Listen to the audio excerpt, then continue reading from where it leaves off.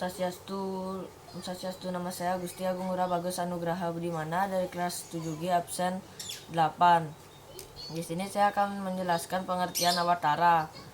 Awatara berasal dari kata ava, artinya bawah, dan tara artinya menyeberang atau menjelma. Jadi awatara berarti perwujudan Sang Yang Widi atau Tuhan Yang Maha Esa turun ke dunia untuk menegakkan dharma dari tantangan adharma dengan perwujudan tertentu untuk menyelamatkan umat manusia dari ancaman bahaya. Dalam Wisnu Purana dikenal 10 perwujudan Sang Hyang Widiwasa dalam menyelamatkan dunia, yaitu 1. Matsarya Awatara. Matsarya Awatara adalah penjelmaan Brahman Sang Hyang Widi turun ke dunia dengan mengambil bentuk seekor ikan bertanduk yang sangat besar. Ikan ini bernama Matsarya Awatara. Inilah yang menyelamatkan umat manusia dari dunia beserta isinya dari bencana banjir. Yang kedua, Kurma Awatara. Kurma Awatara adalah penjelmaan Sang Hyang Widi turun ke bumi dengan mengambil bentuk kura-kura raksasa yang bernama Kurma Awatara. Kurma Awatara inilah yang dengan kekuatan penuh memikul bumi ketika mau hancur akibat dari para dewata dan raksasa. Yang ketiga, Waraha Awatara. Dikisahkan kitab Wisnu Purana, Varaha Awatara merupakan penjelmaan Brahman Sang Hyang Widi turun ke bumi dengan mengambil bentuk seekor babi hutan yang sangat besar bernama Varaha Awatara. Pada saat raksasa Hiranyaksa bermaksud untuk menghancurkan umat manusia, dunia beserta isinya,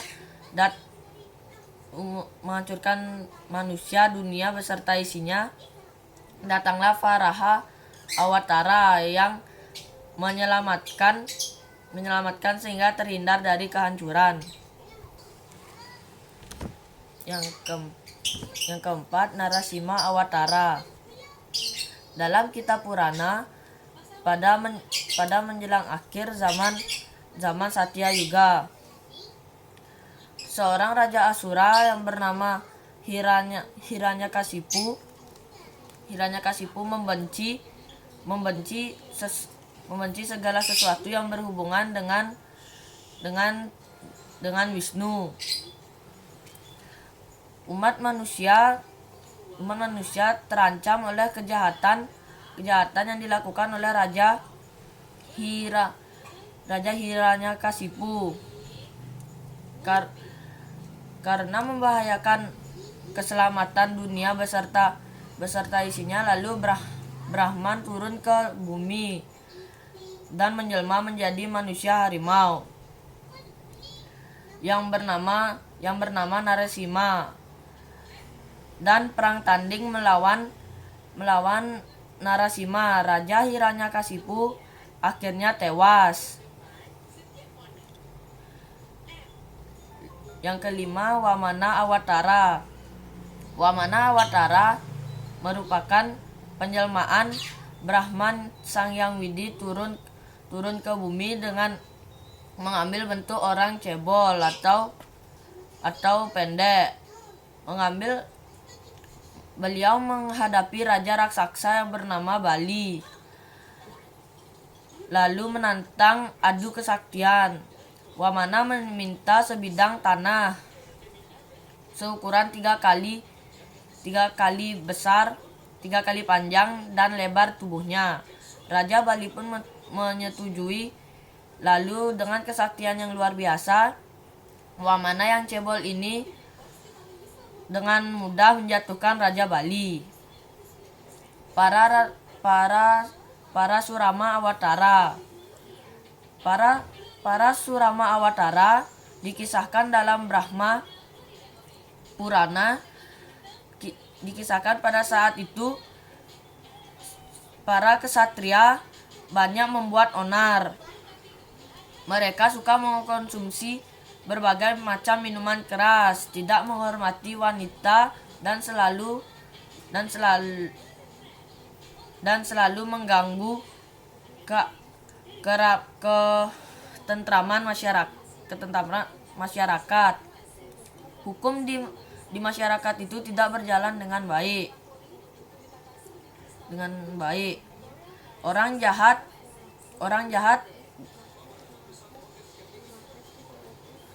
melihat keadaan yang demikian, Brahman turun ke bumi dalam bentuk manusia bersenjata kapak. Dengan kebijaksanaan dan kesaktiannya, para Surama dapat kembali menegakkan hukum dan keadilan di masyarakat. Rama Awatara. Dalam epos Ramayana dikisahkan bahwa Rama Dewa berhasil membunuh Raja Alengka yang bernama Rahwana yang bergelar Dasamuka. Rahwana adalah putra dari Bhagawat Waisrama dan dengan dia Sukesi, putri dari Raja Somali.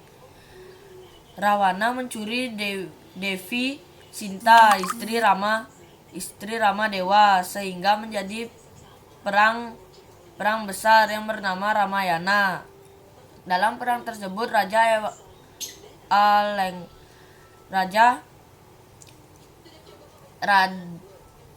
Alengka yang bernama Rahwana tewas. Krishna Awatara. Di dalam kitab Mahabharata dikisahkan ada seorang yang sangat kejam yang bernama Raja Kansa. Ia diramal oleh Brahman bahwa dirinya akan terbunuh oleh anak laki-laki dari pasangan Wasudewa dan Devi Dewaki, yang tidak lain adalah adik kandungnya sendiri. Maka Wasudewa dan Devi Dewaki dimasukkan ke dalam penjara sampai akhirnya melahirkan seorang anak yang bernama Krishna.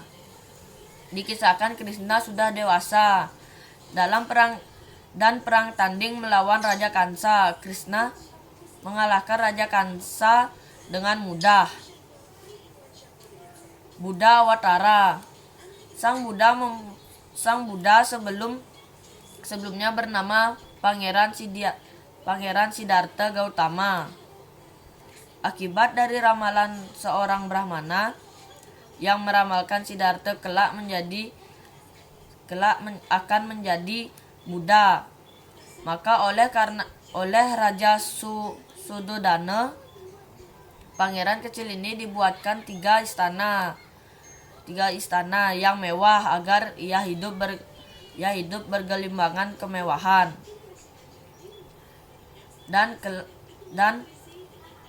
Namun akibat melihat tiga peristiwa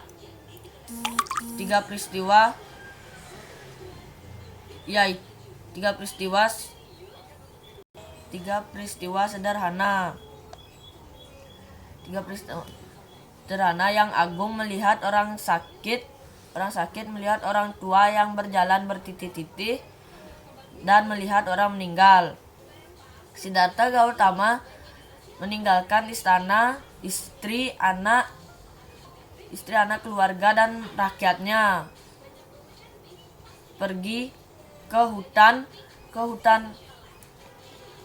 Uruwela untuk mencari penawar duka atau penderitaan, dan akhirnya Siddhartha Gautama bergelar Buddha. Kalki Awatara adalah awatara yang belum lahir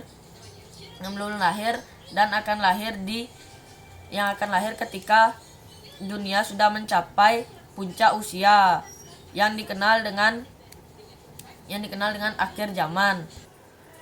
Kalki Awatara dengan menunggang kuda putih bersenjatakan pedang dan pecut sakti, berkeliling dunia menegakkan kebenaran sehingga dunia terhindar dari kehancuran.